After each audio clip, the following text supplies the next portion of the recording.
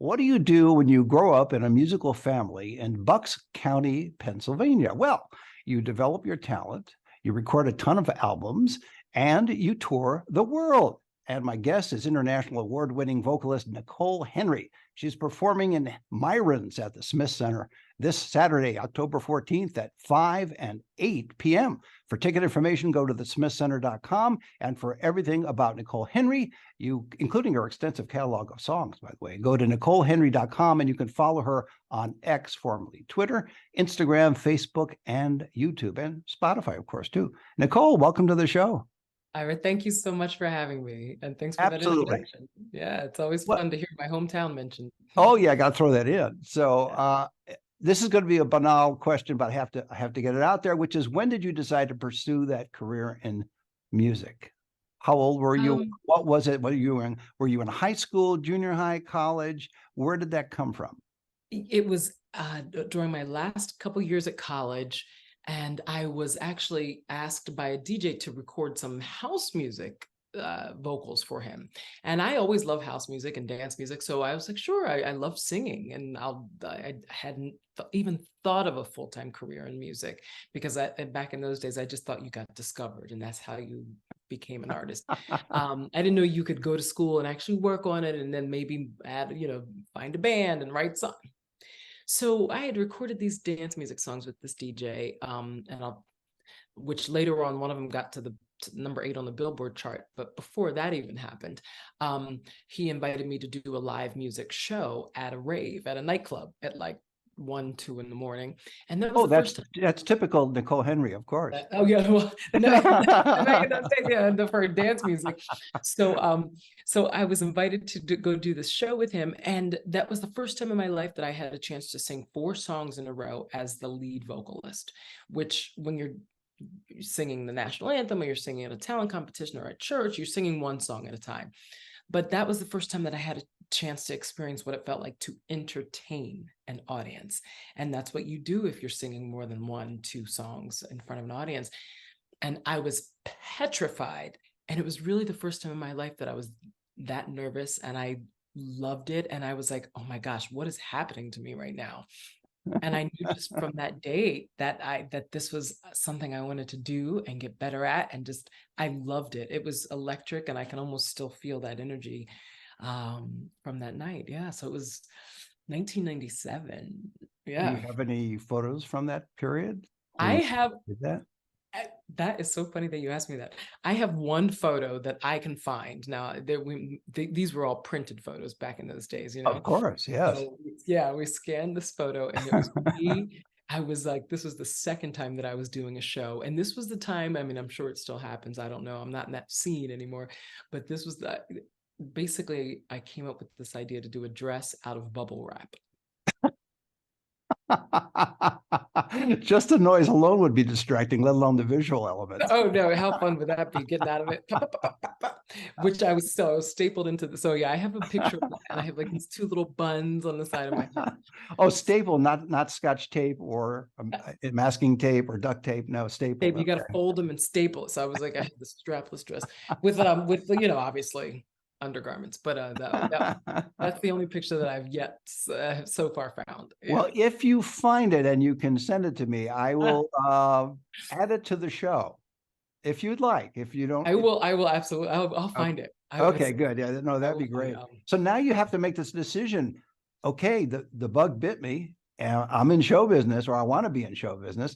What were the first few tentative steps you took after that to get going? Oh, it gets more classic. So so I decided this is the plan of a young artist who doesn't know what musicianship really entails. So I thought to myself, okay, what am I going to do? I can't sing at this time. Dance music wasn't all around the world and wasn't as popular. You hear it everywhere now. And so I said, well, I've got to find other music to sing. And I always loved singing like those epic ballads. And I love singer-songwriter as well. So I was like, well, let me buy an instrument and start learning how to play music and write songs. So Mars Music, I don't know if you all had that where you're based, but they have just that big music chain, big instrument chain, had opened up in Fort Lauderdale. So I went to Mars Music Store and was thinking, okay, should I buy a piano, guitar? And I said, no, I got to learn real fast. I want to do this really quickly. So I bought bongos and thought that I could write songs to bongos. So I was like, well, I can do rhythm. And I got back and I'm like, what am I thinking? This is ridiculous. So then I turned those within the 30-day time frame and bought a guitar and started teaching myself guitar and writing songs to guitar. You know, I bought Bob Marley and a Stevie Wonder, which that's not an artist that you pick up to learn simple songs from, but I learned. But yeah, bought a bunch of chord books and just started learning guitar and then writing and singing songs like in that vein, more singer-songwriter, you know, doing all the open mics and so forth in Miami Beach. And then I fell in love with jazz. I was doing a guitar duo with my friend Lou Dubin. I was singing, he was playing songs from all over the place, but I had never consciously listened to jazz growing up, believe it or not. Had heard of Frank Sinatra, heard of, you know, Ella and Billy, and even saw Lady Sings the Blues growing up, but didn't really know the genre. And then was asked with my guitar duo to open up at a jazz club in Miami Beach, of all places, and to open up for their jazz night. So we did this love hour for an hour and a half with me and my guitarist, and then I would stay around and listen to the Monday night and Tuesday night jazz sets. And I was like, what? Oh, this is Fly Me to the Moon. This is Cole Porter. This is, you know, Tony Bennett songs. And I just was like enthralled for probably a solid 3 to 4 months, or maybe even 2 months. And the bassist from that jazz trio that would have singers with them Monday and Tuesday nights would hear me sing, and he said, well, why don't you learn some jazz tunes and we'll do a night together? And it was April 21st, 2002. This was my first jazz gig. So I came there with 21 songs that I crammed into 2 to 3 months. And 21 songs, amazing. Were you surprised about the convergence of, I use that word because it sounds important and impressive, but the convergence of jazz and the Great American Songbook, because you mentioned some of the obviously leading lights of that period. So were you surprised at how your interest in jazz also incorporated the Great American, or parts of the Great American Songbook? Oh, you know, and in those days, I didn't even know the difference between the two so much, you know. But I was just amazed at how much freedom I found in studying jazz, you know, and how freedom as an artist to take these songs and reinterpret them, but still be inside the framework of these Great American Songbook songs. So yeah, I was amazed at how much I fell in love with the genre. Yeah. Well, what's surprising is you mentioned earlier that you weren't involved at all or were aware of jazz growing up. So what kind of music did you listen to in those days? Well, so being born in Bucks County, right outside of Philadelphia, my mom's from Columbus, Ohio. My dad's from Memphis, Tennessee, and they went to, you know, that era. They're children of raised in the 50s and the 60s. So they would play their music, you know, the oldies, the goodies, and the oldies. Oldies but goodies. That's right. Oh my goodness, I'm so grateful that they did that. And then, you know, Philly soul. I mean, Commodores, spinners, Patti LaBelle, some soul, you know, Patty Austin, Stephanie Mills.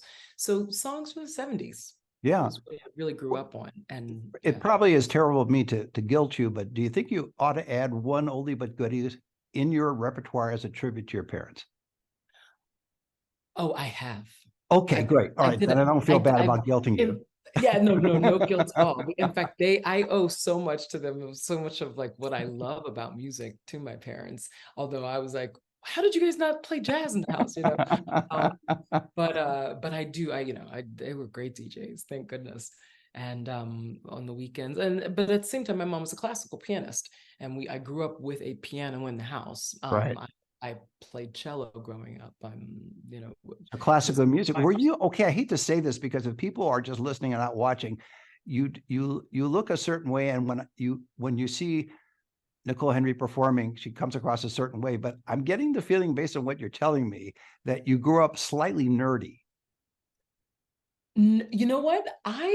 In a way, I think I was a little bit of everything because I loved everything. I mean, I Yeah, loved other well, students. But I was like president of my class, but I was still in the orchestra and and you would have yeah, loved jazz had you known about it at the time too. yes. And the crazy thing is, I'm pretty confident that we did not have jazz in my school, but we did have a full orchestra. So yes, because I was in the choir, and we just had choir, which was great. But, yeah, yeah, I would have loved jazz had Did your I.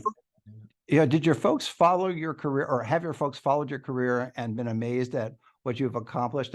When you look, if you go to your website, NicoleHenry.com, you see all your albums that you've done over the years, that you recorded over the years, is actually the technical term. And it's quite the output. So I'm sure that even though you come from a musical family, Mhm. you've probably superseded what was originally the musical base of the family, if that's the way to put it.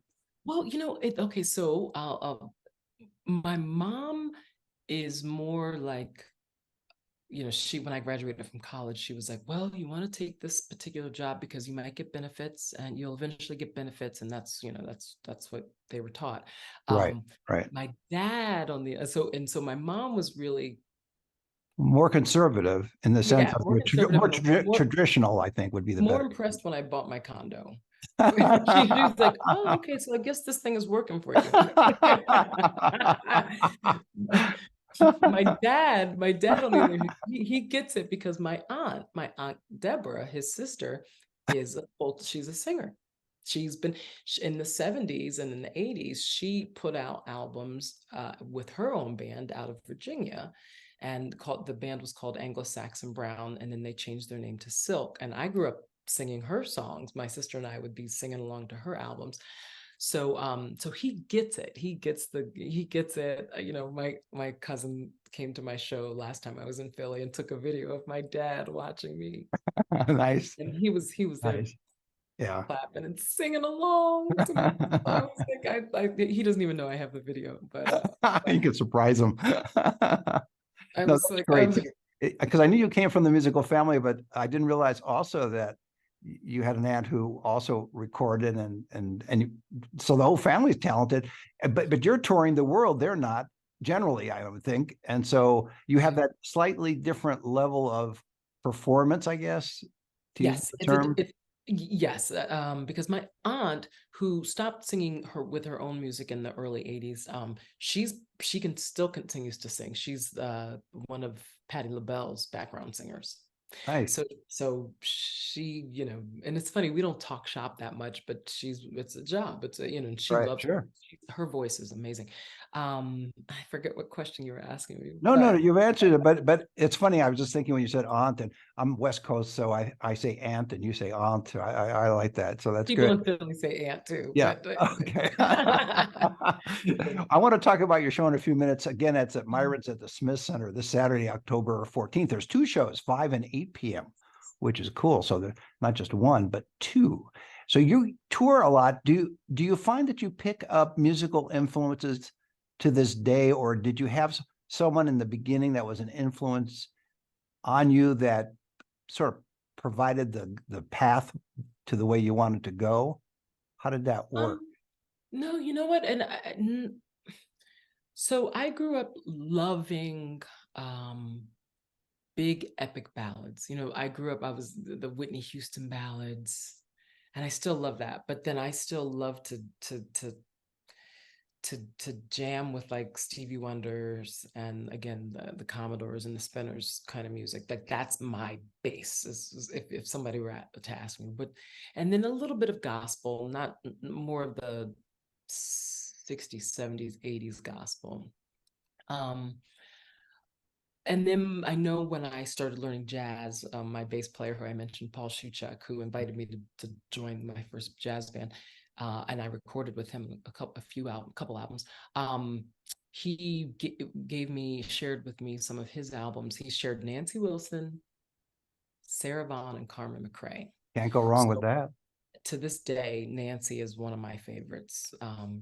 Classy lady. Yeah, you know. So I think I have a little bit of influence from that. But then, I've always tried to just make sure that when I'm singing, I hear myself telling the story, my voice, Nicole telling the story. And so where I think there might be different influences in my sound, like some people say, oh, sometimes you'll sing and you sound like Whitney, or you sound like Stephanie Mills, or I heard a little Nancy in there. So I think that some of that does come up, but I try to make sure I'm not hearing anyone else's voice. Just because I think that's what an artist should Yeah, do. I think that makes a lot of sense. I hadn't heard that before in terms of how you do that. So you can take from influences, but then you just focus on your voice as you deliver, which is a great way to do it.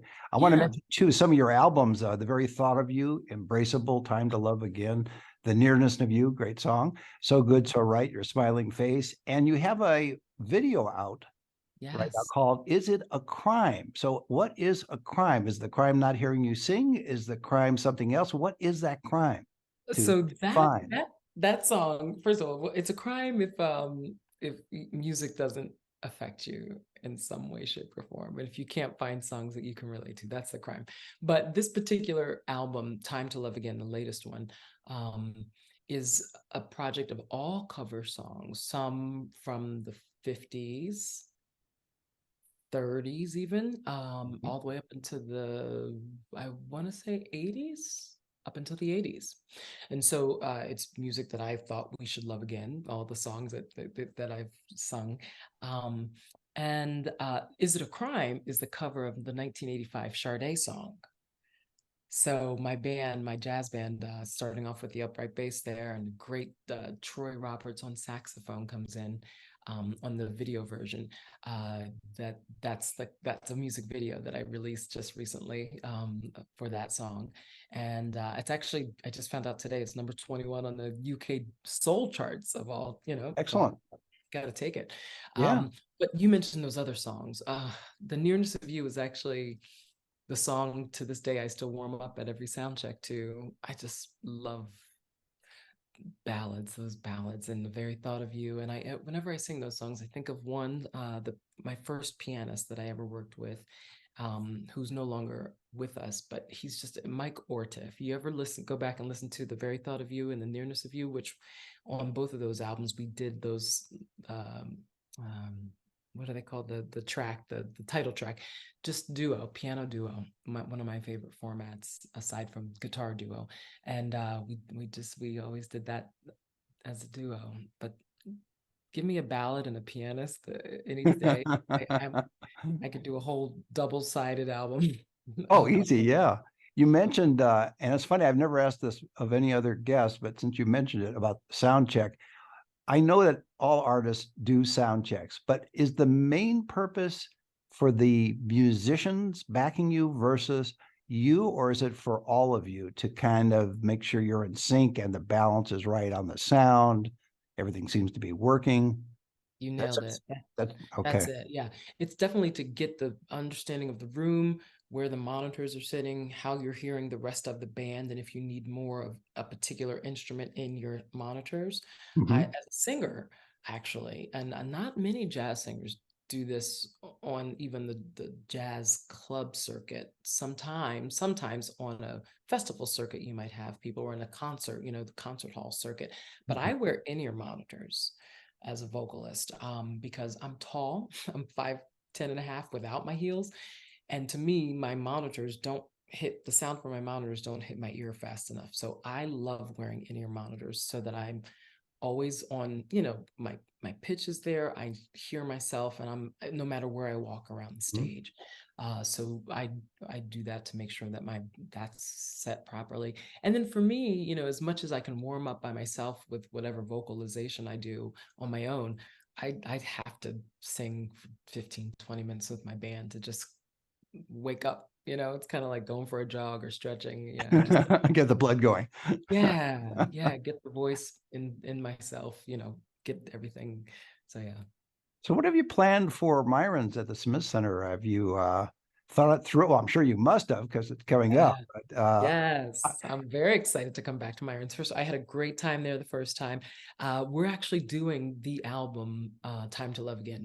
Most of the album, I'm throwing in a couple other mixes, but we haven't done that show there yet in Vegas at the Smith Center. So that's what we'll be doing. Most of the music from that album and a few of my favorites from previous albums.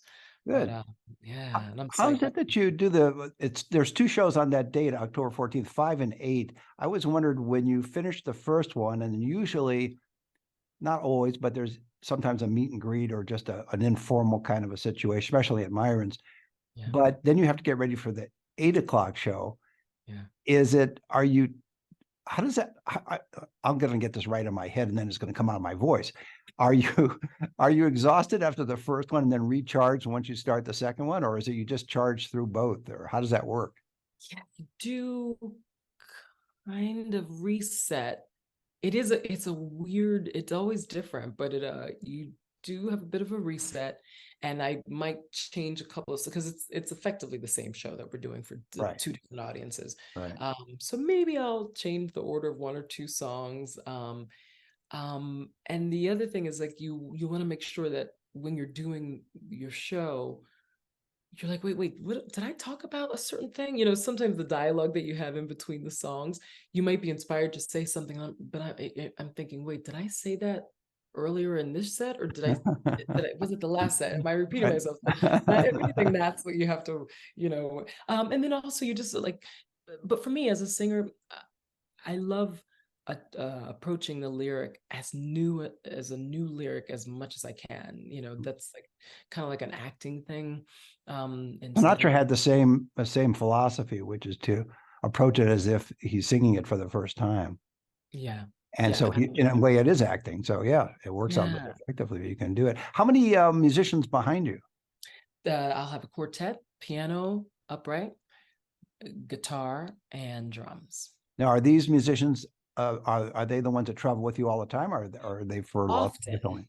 They're Often, okay. often, I usually have about 2 or 3 sets of musicians, because sometimes people are working with other people. But Sure. I'm so excited that the guitarist, Aaron Lebos, who lives in Miami, and who I've worked with since 2000 in different formations, different bands. But he's on the album and he's going to be there.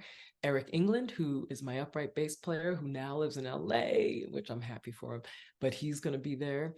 Chris Cadenhead, who's a pianist who actually is based in Vegas. At a couple months ago, my other pianist who was on the album and actually produced the album, he had to change plans because he's the musical director for other artists. So he was like, "Is it okay if I do this tour with?" I was like, "Oh, okay," because Chris Cadenhead happens to live in Vegas, and we used to work together. We've traveled the world together for years, so he's jumping in, and a newer drummer that I've worked with in Miami, Bram Masla, graduate from the University of Miami as well. He's going to be there with me. I'm glad you mentioned them. I always like to have the musicians mentioned if we can, to give them a little shout out. And in that sense, are you ever tired from touring? Because you do tour the world. I mentioned that in the opening, and you seem fresh as a daisy to me, although I'm never fresh anymore, but it's amazing to me. It's amazing to me.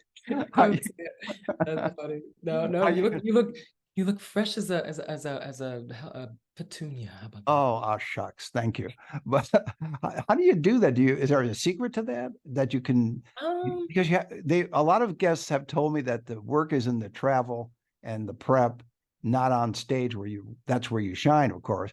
But just the way travel is today, plane, train, bus, car, walk, ride, jog, Right. swim, Exactly. however you get there. But it just seems to be very tiring, at least to some of them, but you seem to handle it well. Yeah, like you said, that's the work. The work is getting there, and actually everything that you did to get there, music wise, prepping wise, charts wise, whatever, arrangement, set lists. But so the actual work and walking on stage is like, oh, finally I get to do this. So it's like, yeah, that's the fun part. That's when the fun turns on. Yeah, I bet. But unlike other artists that I've talked to, you like, and I'm sincere, you don't look like you're exhausted. And I know for a fact that in this case, you just got off a plane. I won't say where from, but the point is, I'm impressed. Let's put it that way. Thank you very much. A little soap and water, Get it I together. want to mention how you got started with the drag shows in 92 and 93. Oh, hilarious. That's hilarious. That's hilarious that you asked me that. So living on Miami Beach, early 90s, the University of Miami, we go out at night, and then all of a sudden I found this whole culture of like drag queen shows. So this woman, Kitty Meow, would have a drag queen show, and she had this thing where, you know, drag queens would get up and perform, and it was an opportunity. I heard that sometimes they would invite singers to come up and sing. So I was like, oh, how fun. I would love to go sing. And, you know, this was before I knew what putting a band together and how this whole. So I was like, yeah, I'll come there. I'll bring a karaoke track, CD at the time, and you go up there and get a chance to sing. So I was like, sure. So I started going every few Mondays here and there. And that was really my first stage as an entertainer. But this was early college. Did I say the year? Uh-oh. No, Yeah, we no, didn't. but that Well, this was here's the thing. At least you didn't say you brought a LP or a cassette. You did an say 8-track. CD, so you're fine. Yeah, or 8-track. Yeah. All right. It could have been cassettes, you know, but it might have. But yeah, so that was my first audience. My first opportunity was given on a regular basis to go sing. And I remember one time, the first time I got up and you know, once you do it more often, people know your name and see your face. They're like, "Oh, you're a real girl." It's like, "Yes, ma'am. Thank you. Thank Yeah, you." I would think so. Yes. I'll tell you one thing that they learned me how to put the makeup on. No, I never walk on stage without some lashes. Thanks to So, quick question before I let you go. Looking to the future, do you want to do more recording or more stage work? Kind of what you've been doing. Are you looking to do some television? Are you looking to do something entirely different? Or thank you. I don't want to put words in your mouth, so I'll let you answer. I appreciate you asking me that. Well, right now I'm working on just starting to figure out, okay, what's next as far as a recording? What is next? And I've had this long-term project of a celebration of one of my favorite jazz artists, but this doesn't feel like the right time to do that project. And Well, I've got the answer for you, though. It's oldies but goodies, of course. You know, but that's a good question. But I actually would love to get into a few more original songs out there. So gonna look for material, look for some songs, maybe try to write a couple songs myself. But yes, TV and film, that's another one of my loves, that it's like I've got to get my hands on that some more. So I would, you know, I continue to do auditions. I've done some stage work, more theatrical Right. Broadway productions, you know, but not in New York City on Broadway, but regional productions I've done. So yeah, a little, if I can get into all of that, I would love it, Ira. Yeah. And it's amazing to me that you're able to balance that. So in other words, you're touring, but at the same time, you just mentioned you went on some auditions. And so the fact that you can do both, and again, not look like any tiredness emanates from you at all. So I'm sure you'll be successful in that side of the show business career. Oh, thank you. I pray for that. Thank you. I appreciate your wishes there. So Well, am I going to see you in Vegas? What's that? Am I going to see you in Vegas? Absolutely. Yes. Yay. Yes. Okay, good. Oh, I Absolutely. love that. You'll recognize me. I'm the one that looks tired and worn out. And Stop it. I'll give you some of my juju. I'll give you some of my juju. I'm going to come to your early show, 5 o'clock. I love it. That'll be great. Well, that's a great way to leave it too. My guest has been international award-winning vocalist Nicole Henry. She's performing in Myron's at the Smith Center this Saturday, October 14th at 5 and 8 p.m. And for ticket information, go to thesmithcenter.com for everything about Nicole Henry, including her extensive catalog of songs. You go right to NicoleHenry.com, and you can follow her on X, formerly Twitter, of course, Instagram, Facebook, and YouTube, Spotify, Apple Music, all that stuff. And Nicole, thanks for being on the show. Ira, thank you so much for having me. It was a real great time to be with you. Same here. See you next time.